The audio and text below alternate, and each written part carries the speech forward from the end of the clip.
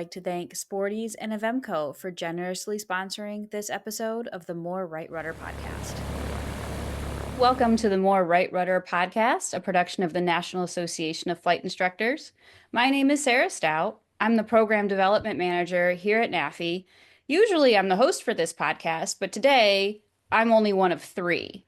Today we're celebrating the podcast crossing the milestone of 100,000 downloads.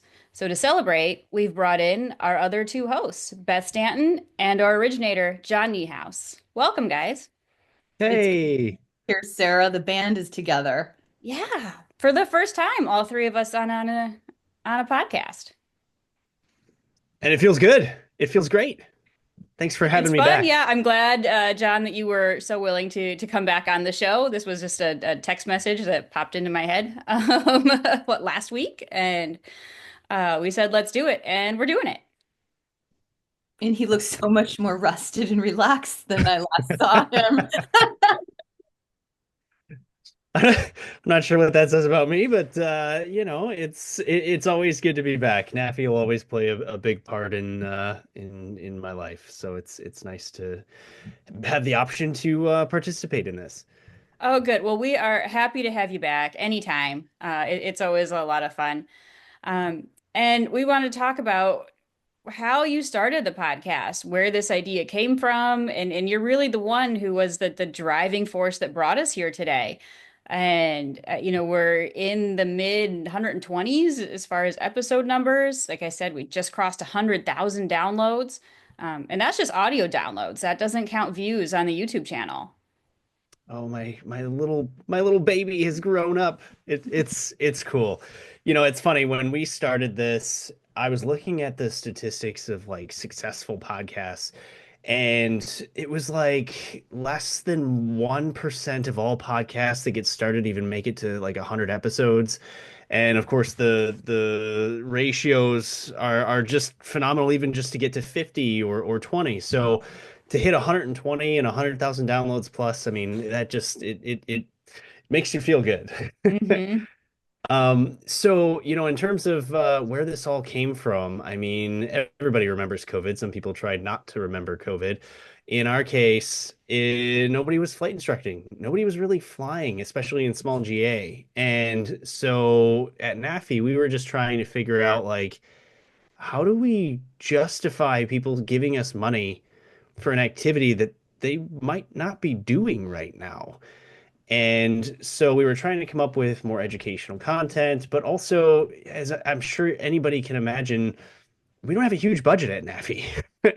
So you get really good at sort of squeezing that orange and trying to get as much juice out of it as possible. And what I mean by that is that we were coming up with all this cool stuff, whether it be the professional development program or Mentor Live or, some of the other videos and stuff that we were doing. And it was like, how can we get more energy out of these things? And so for like Mentor Live, it was up on the YouTube channel, but nobody was really watching it. And what does somebody do on a daily basis? Well, they drive in their car. You're not going to watch YouTube in your car. So what if we take these presentations that, yeah, there's a PowerPoint to it, but they lend themselves pretty well from an audio format, and just give it to somebody so that they can, learn or keep themselves engaged, or just the sort of exposure that somebody can get from, having that information kind of projected right into their brains, whether they're running or driving or whatever that might be, gardening, who knows? And so really it just kind of started off as a way to sort of reuse something that we already had. And that was fun. But for me, I get bored easily.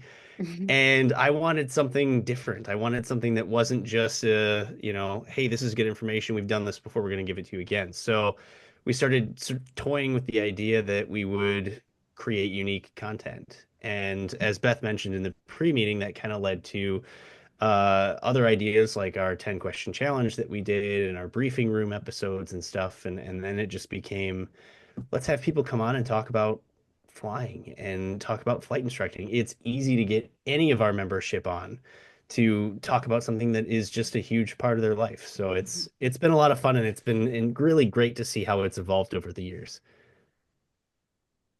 Yeah, and part of that evolution was bringing Beth in because so More Right Rudder started, like I said, around COVID and with that idea, and then what some of your original content we were trying to dig back in our records started around what like early 2021, somewhere in there. Um, Sounds about right. I mean, some of it was just when we were rerunning some of the stuff, it was purely a bandwidth issue. We were doing so much with so little that we didn't have time to really think about, what is this content going to look like and how do we create it? And as we started to stabilize into the beginning slash middle of COVID, it was okay, we can breathe a little bit. Let's figure this out. And that was when we started having people come on and do the different interviews and some of the more unique stuff that we had.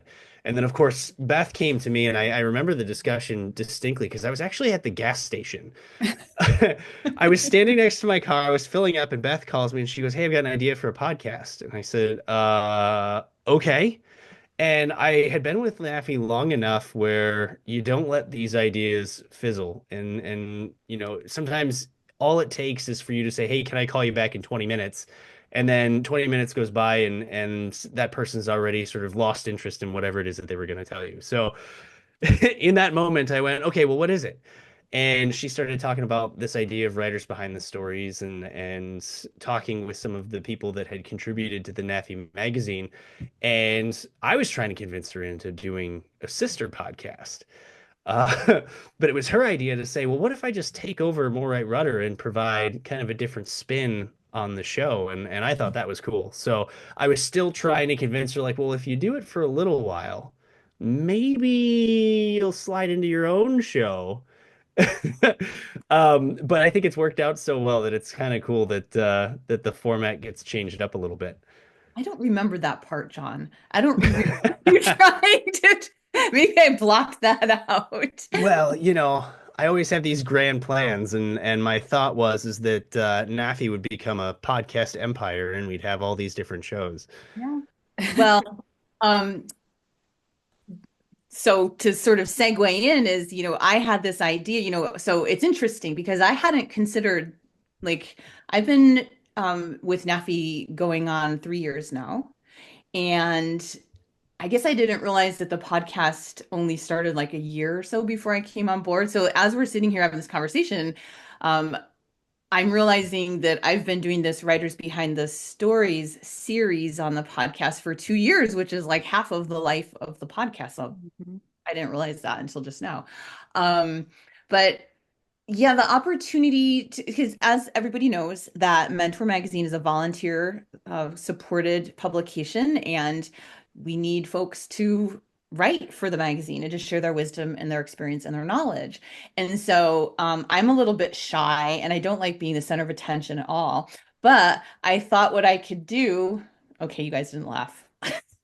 I was thinking about it, but I didn't want to interrupt your flow. I was like, is she being snarky or not here?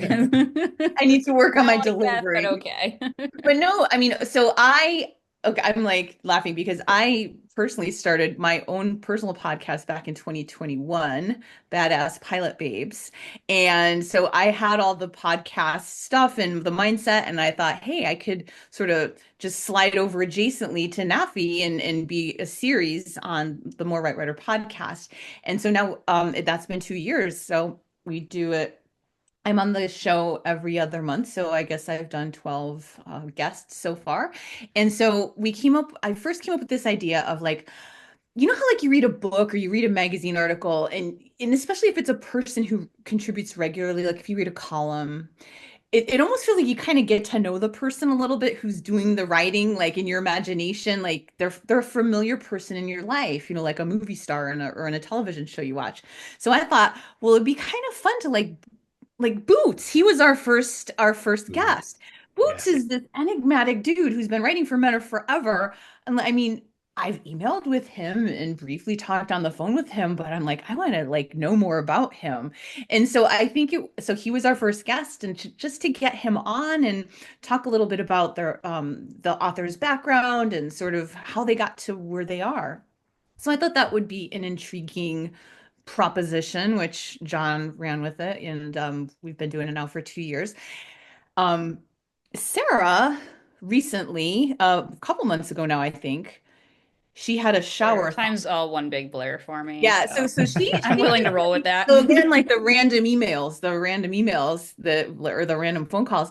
She said, I was thinking, like, what would you think about, like, maybe instead of like just like course correcting a couple of degrees, instead of having it be the writers behind the stories, how about like we do one that's like more to the story? And like, Ooh. so see, look, John had the same reaction I did. See? See, I And feel slightly so validated because this idea hasn't left. That's no, where I'm no, at as because far as I'm and she was aware. very it was so funny because in your email you're just like, well, it's just an idea. And I could tell like you didn't want to like offend me maybe by like suggesting something different. I'm like, hell's no. No, I think it's great, like this iterative process. And I instantly was like, yes, I like that.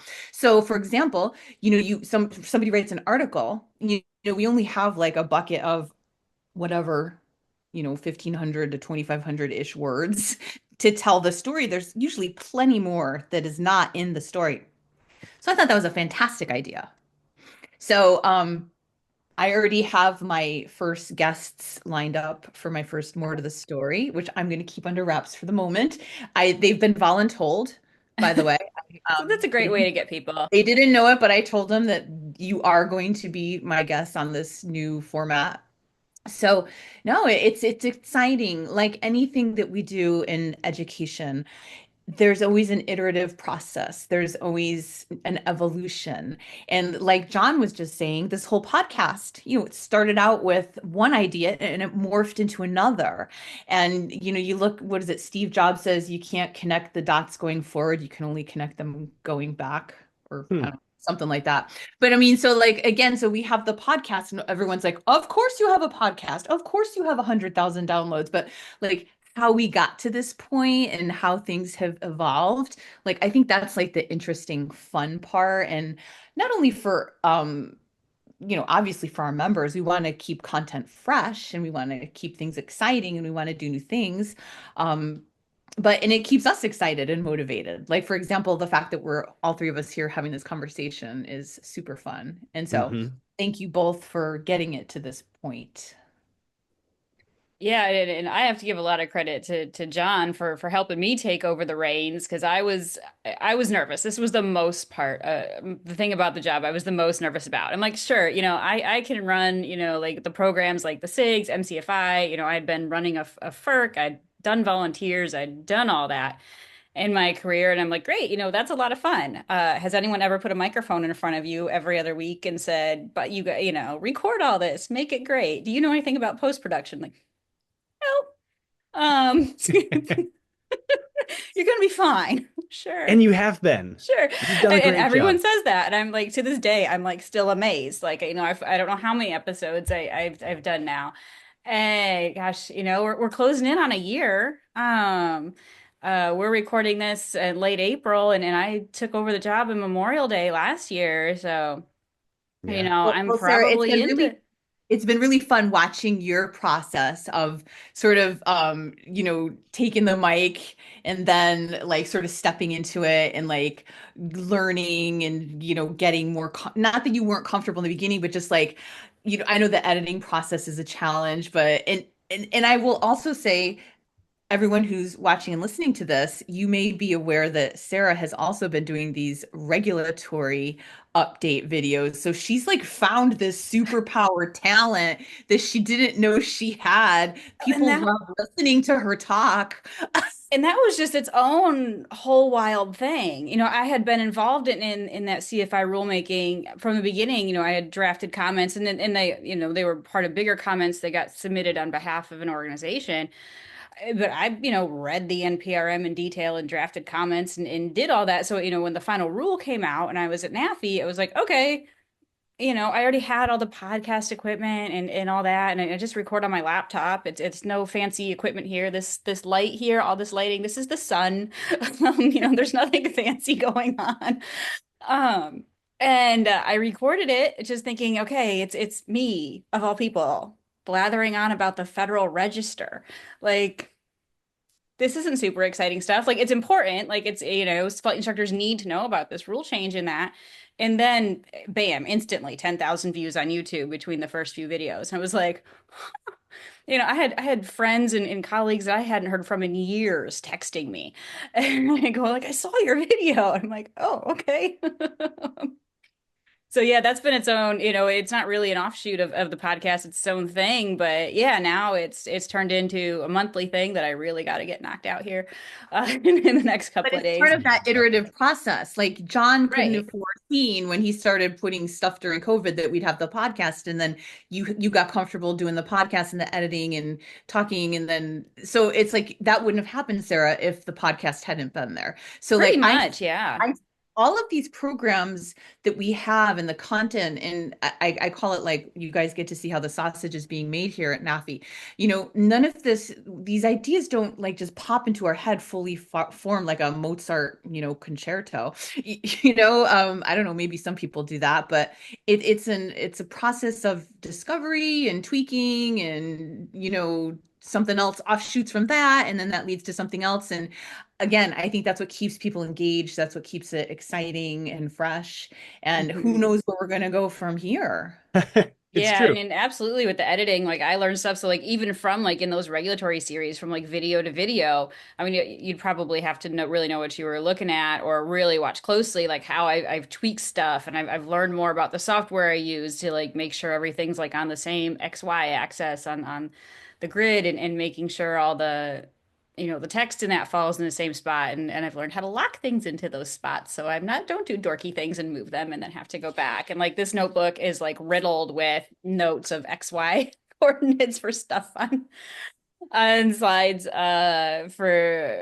that. And I've brought some of that into the podcast and like how to do the bottom thirds because I use different software for the podcast and all that. So it's been this whole evolution. And also thank you, YouTube, for all the videos and all the content creators on there telling us how to do this. But it is, yeah, this whole evolutionary process. And now I kind of feel like, okay, I've got my format, I've got my templates for the regulatory videos pretty well dialed in. So now that process is getting faster to do, which is great. And I'm enjoying that. So it is just this constant evolution as you learn more stuff, and of course the software you use comes out with new upgrades and things like that to bring into it and enhance it and make it better. So I'm gonna put on my podcast host question hat here for a second. You guys were just making this up as we go here, by the way. I want to ask both, and one of you is going to have an advantage because one of you gets to answer first. The other one gets a chance to think about it. Maybe I'll just throw it out there, and whoever wants to answer first can answer. What has been in the years that you did the podcast, what has been your favorite, not person or interviewee, but what's been like the most impactful, interesting, fun thing that has been affiliated with doing this podcast for NAFI? Ooh, boy, that's a good question. Yeah. Um, I thought this was supposed to be fun and silly. Why are we doing thought provoking? Well, I'll go first. I can go first and answer my own question. Okay, I'm sitting here looking at like the list of like podcast titles of the ones I've done. I'm like, this is Well, almost tough to pick. and actually, as I didn't think to ask this question until like this conversation started, but one of the things that's really been super wonderful for me is like the different people that come on and how different they are. And so like we brought up Boots, who's like this colorful character who's like done all this stuff, and then you have like another podcast guest that I've had who's, military, he's been with the military for 50 years, and then you have another one who works in civilian and military. So it's like this wide variety of backgrounds that people bring to the table, to our table here at More Right Writer podcast. And one of the things, this is what's touching me the most poignant. Fred Stahl, who Sarah knows Mhm, from quite well. Yeah, his who are name's in my affiliated with logbook a you. good number Okay. of times. It's funny. I asked him to be on the podcast, and he's probably going to be listening to this going, "Oh my God, Beth." So I asked him to be on the podcast, and his first reaction was like, "Well, like me? Who am I? Like, I'm not like, I mean, he didn't use these words, but it was sort of like he was afraid it was going to be too boring or who would want to hear about him." And I was like, No, Fred. Oh my gosh, you have so many like amazing things to share with people. So I guess that part I love the most is like getting people on, and no matter what your experience level is, what you've done, what your background is, we all have something to bring to the table, and we all have things to share that are of value, even if we think we don't. Or, like there's that imposter syndrome thing. So that was like such a beautiful humility, and such like I just wanted to like give him a big hug and be like, no, Fred, it's gonna be awesome. And I just like love that opportunity to shine a spotlight on people. Like that's just so cool to bring them out. And it's funny you bring up that particular episode because when I had my interview for this scheduled, and I knew the podcast was part of the role, I was kind of nervous about this, and I'd honestly never listened to the podcast before, so Oh, I was thanks. Thanks, Sarah. sorry, John. So I was folding laundry one night. So I have three kids, so this is all that happens in my house. And and I was like scrolling through, I'm like, okay, I should listen to one or two of these, but before I interview and have any idea. And that one with Fred had just published or was right near the top of the list. And I knew, and I had worked with Fred and um we've flown together plenty of times. We get together for lunch every once in a while. He lives not far from me. And so I saw this. So that's actually the one of the episodes I listened to when I was getting ready to interview for this role. Oh, She didn't even cool. listen to one I was on, people. She No, listened to I one said that one Beth of did. the ones, John. Give me a brownie point. I did listen to that one first, but just because I knew Fred, and I was like, oh, this is cool. Um, Yeah, we never know like when the pebble drops in the pond where it ripples out. Like, I'm so glad you shared that story. And I'm glad I shared this story about Fred, and that just popped that memory up for you because, again, it's just like, I don't know, maybe hearing Fred and it's like a familiar person that you knew, and with NAFI and you coming on as a potential new staff member here. Like, I love that. yeah. So yeah, that it was fun. John, I don't remember what episode of yours I listened to. I'm sorry, but it would have been No, one of the ones it's right in that it's neighborhood. memorable. Um, it's funny. There's a couple points that maybe answers Beth's question, maybe doesn't. But a little bit back to kind of the how the sausage is made. Um, as I mentioned earlier, when it first started, we were so kind of all over the place and short staffed, and everything was going crazy, and we were just trying to keep our heads above water. And the format for the podcast, when I started creating unique content, actually became kind of the style of the podcast by accident. And it was just, okay, get a guest on. We're going to have an underlying topic, and nobody has time to prepare. So we're just going to see what happens. And I really feel like the uniqueness of that became kind of the important piece to it, because even as I say when I do other things outside of NAFI now, you can plan things out, but over planning the content makes it feel very rigid. And so that desperation of let's just talk and see what happens became this sort of genuine quality that I'd like to believe people actually enjoy about it, because you never know where the content's going to go. You never know where the conversation's going to end up. And even if you thought that the topic of the podcast was going to be X, sometimes Y is better. And that was a lot of fun. And that then led into kind of a series that I really enjoyed, which actually led to some of my future projects outside of NAFI as well. But the idea of trying to find people in careers outside of flight instruction and Mhm. seeing how you could then take, how does somebody who teaches sailing give you skills that can then lead to being a better flight instructor? And I thought that was really fun because within aviation, Bob Mader will say multiple times, like, everything's been said. And, yes, there's value in saying it again, and you can say it in your own way, and that's cool. But how many times have us flight instructors listened to sailing instructors? Like, that's completely new knowledge. Mhm. And so I really thought that was fun. And one of the things, and I'll say this, and it's completely sort of off on its own tangent. If you listen to several of the episodes, and I didn't do it as many times as I wanted to, but I did an episode of the 10 question challenge, and one of the interviewees is Brian Schiff, one of our board members, his friend Mike Jesh. And I don't know why I started doing this, but he mentioned to me once he listened to an episode, and then I started randomly inserting his name and just calling him out on the podcast just for my own amusement. And so every once in a while you hear me go, and Mike Jesh, I know you're listening, and this is it. And he stopped me at AirVenture one time and he's like, why do you keep mentioning me? I'm like, I don't know, but it makes you uncomfortable. He's like, no, it's super funny. I'm like, well, I'm gonna keep doing it. So kind of inside joke for some of the episodes. If you ever hear me listen, like shout out to Mike Jesh, it was mostly because I thought it was funny. Well, one of the things you just said, John, I wanted to just put a little highlighter on. One of my writing mentors years ago had a saying when a writer would say, like, well, who am I to? This has been talked about and written about since like the dawn of time. Like, why do I need to talk about this some more? And she says, it's all been done before, but not by you. Right?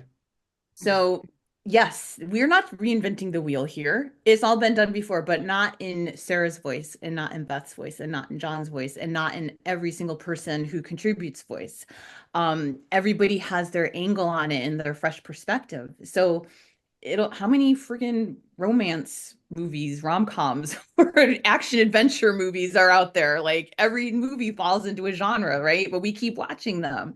So it's like that unique perspective, and you never know where that's going to click with somebody. Do you know what I mean? Yeah.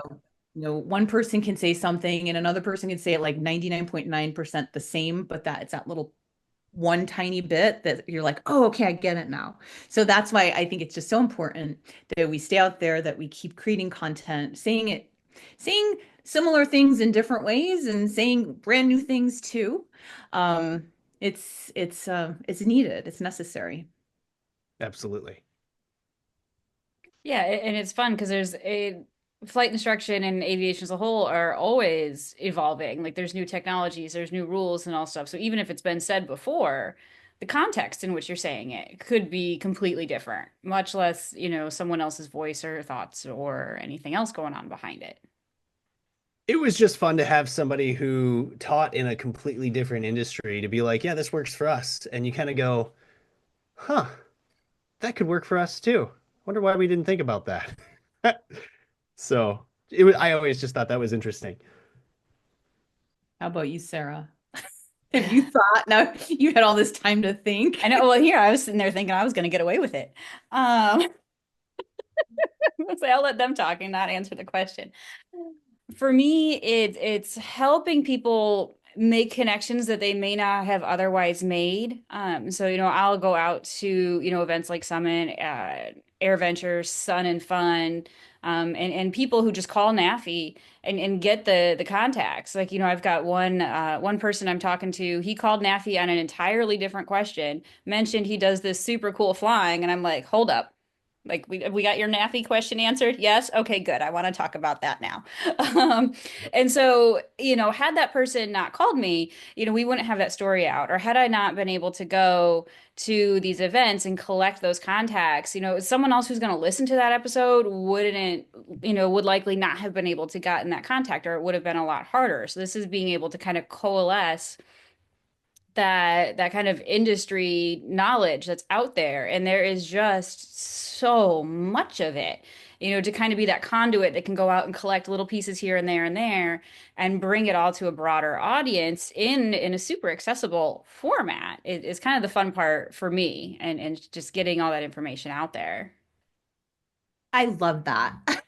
And you know what? I want to just let everybody know, and I am a perfectionist. I let and procrastination and perfectionism go hand in hand, and I like to call myself a recovering one, but it's a work in progress. And here's the thing, like if we're afraid, like if we don't put something out to the world until we think it's perfect, it'll never get out into the world, right? You just almost kind of like, I call it ready, fire, aim.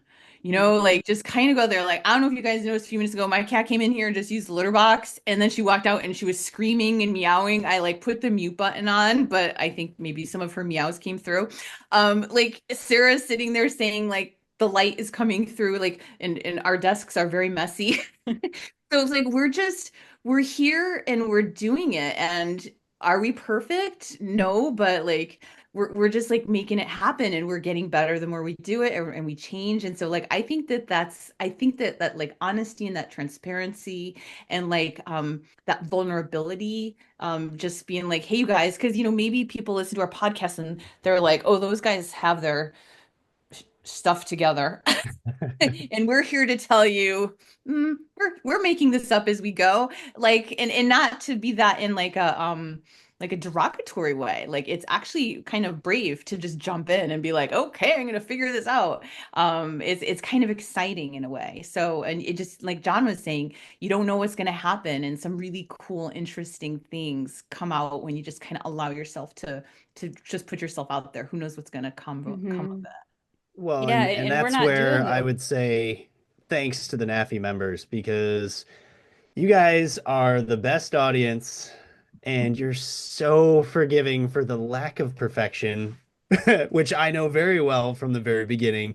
You hear about how the internet is kind of this scary, horrible place. And NAFI members, flight instructors in general, even pilots as a population, I mean, you guys are kind and nice, and for all the mistakes and the flubs and the things that aren't perfect, and you just wait for the negativity to hit, and people come on and go, hey, good job, Mhm. thanks for doing this, thanks for creating something, thanks for putting it all together. And that has really been an incubator for so many of the things that we've done at NAFI, because we're able to kind of take these risks, and it's done in a way that if anybody has any feedback, generally it's pretty gentle and positive, and it Yeah, allows you to kind of grow and make it better. I can only think about one bit of feedback I got that could maybe, in some imagination be construed as negative, and it was about the audio quality, but it was before I had the good microphone. Yeah. So when I was just using um earbuds to get started, and it wasn't that great. And this was a person who was trying to listen to the podcast on their earbuds while commuting, on a subway. And so, yeah, they were in a noisy environment, but I mean, the most of the feedback I get is great. That's the only one I can think of. Um, I had a guy who approached me at Sun and Fun, and I wish for the life of me I could remember his name, and if you're listening, I'll tell you thank you. He came up to me and said the same thing, like, "Hey, I don't want to say it's bad, but the audio quality is a little bit light. It's kind of just the volume needs to be adjusted a little bit." And I got to talking with him, and it was a great conversation. And it came out that he actually used to host a radio show on NPR. And so he goes, "It's okay. I know how to help you fix it. Let me get out of the show and I'll send you some stuff." And so, true to his word, Sun and Fun ended, and I got an email, and it had, I don't know, two or three links of like how-tos, and here's how to fix this and how to make this better. And so it was very, it wasn't negative at all. And even if it was, that's okay. Like, those are the kinds of things you hope you get so that you can get better. But it was, the very gentle, like, this is how to fix, and make it better and make it more accessible to people. And it was really cool mhm. to bump into somebody who felt comfortable enough to say, let me help you. And I'd like to believe I learned something from it. Yeah, I had someone reach out. Gosh, I had only been doing it for a couple of months, and we met, and they had a lot of great feedback. And they the same thing. They sent me this long email with links and stuff, and tips and tricks. And then they ended up coming to the tent at AirVenture that year. So I was able to meet them in person, and that was a lot of fun. But by and large, yeah, it's positive feedback. You forgive our imperfections, and we deal with my lighting. My window faces that way. This is where the sun is in the afternoon. I know it's not. Yeah. This is, we're working with what we have. Like, we're all doing this at home. None of us are in a studio. Um, But it's so. like, I love that both of you guys, it's like and it's the ethos of flight instruction is constant improvement. Like, how can I Mhm. do this better? Like, how could I stick that landing better? How could, you know what I mean? Like, think of any skill in aviation, we don't learn it and then we're like, we got it, we're done. It's like it's a constant state of improvement. So like that's the mindset that we are in. Like Hmm. how can I make this even better? And like flight instruction, the more you do it, the better you get. The more input you get from people, like the better you can get. So I'm just thank you for you guys, and thank you for the whole entire NAFI audience for listening to us, because we couldn't do this if we couldn't get to 100,000 downloads if you guys weren't actually downloading the shows. So we look very closely at the analytics, and Sarah and I have a little game that we play, is like, let's look at how soon after eMentor, how many more clicks do we get in the podcast? And we send each other like screenshots when we watch the The when curve we shooting watch straight up. it go up. Yeah, we call it the eMentor bump. So Oh, yeah, the e-mentor magic. Yeah, one of the we, two. we we pay close attention to like who's downloading it, how many people are watching it, and comments and all that kind of stuff. So we're paying attention because um we want to continually improve and continually offer content that you guys find valuable. Now Hmm. you know that one of our claims to fame for More Right Rudder is, and I have an email somewhere because I know I saved it, that More Right Rudder for a period of time was the number one show in Norway.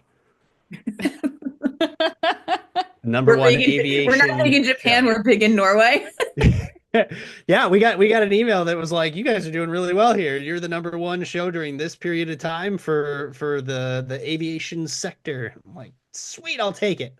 I think we need to put that like on our business cards, I They think. must have had some really bad weather there or something for a Number while. Hey, one in hey, hey, hey, hey. Norway. We It's funny because yeah, earned with those like you would three think there'd be a listeners we language have. barrier and all sorts of stuff. I love that. Thank you for sharing that tidbit, John. Well, So that's a feather in wonderful. your hat for sure, John. Yeah, because when I sent out the email to the staff and the board and everything, because the our hosting software sent me the email for the 100,000 downloads. I it's just an automated thing, and they were like, "Oh, congratulations, Sarah!" And I'm like, "I only did like this much of it." Like, Well, if it's been around for 4 years, you've done 25% of it, Yeah. right? yeah, yeah, probably I'm just just, under. it's Yeah, it yeah. just it doesn't feel like that much. I guess it's one of those things that has just kind of become more natural. It's like my break from doing my actual job, it feels like, That's how I to felt get to too. do the podcast and just talk to people. And now post production's a different thing. That goes back to feeling like actual job. But the Yeah. actual recording and planning with the guests and getting everyone organized, that's a lot of fun. Well, and I So think like what we can take away from here, if you guys listening, is we really like interacting with you. We really like interacting. That's like my favorite part of the job, when a new mentor author like reaches out to me and says, "I'm thinking of wanting to write this article." I'm like, "Oh, goody, let's talk." And getting them on the show. It's like we really love this interaction. It's energizing, it's exciting, it's rewarding, and yeah, like Sarah said, it doesn't feel like work. It's so Mhm. really enjoyable. I'm so glad you said that. And Sarah, you may cut this out of the interview, but if I may, I have one last idea that I never got to do before I left. I don't know, maybe you better Well, leave we this in. always will welcome you back as a guest host, John. Let me know. When you say that you enjoy the interaction, I always had a dream of doing a More Right Rudder live show at one of the big trade shows of the year, so Sun and Fun or AirVenture, where forget about doing a presentation with a guest. You set up the podcast thing and have an audience and do an interview there and have it all be recorded. So, Wow. um, Sarah. maybe one of these days you'll make my final podcast dream come true. Well, we'll see what we can do. That would be fun, Sometimes a internet bandwidth at AirVenture can be challenging. right? That's the thing with It doesn't have to broadcasting be it live live, streamed. but certainly we would figure out recording. But Oh, I can tell Great you idea, how. John. Thank you. Keep them coming. We'll put all ideas into consideration bucket. My ideas are right. so much more fun when I don't actually have to do them. Well, like I said, you can be a guest host anytime if you want to be the one who does that. I'll hand the baton back for that day. I have faith you can do it.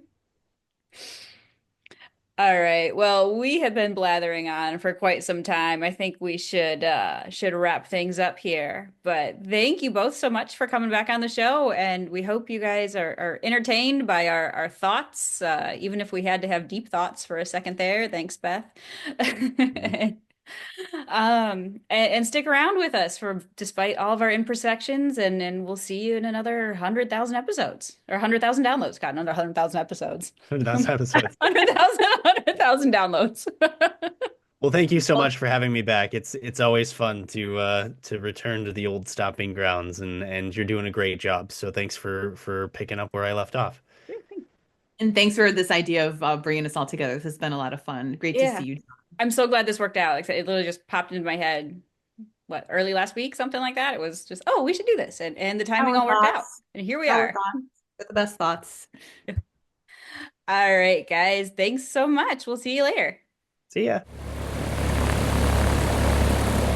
Thanks for tuning in to this episode of NAFI's More Right Rudder podcast. If you enjoyed this episode, be sure to subscribe.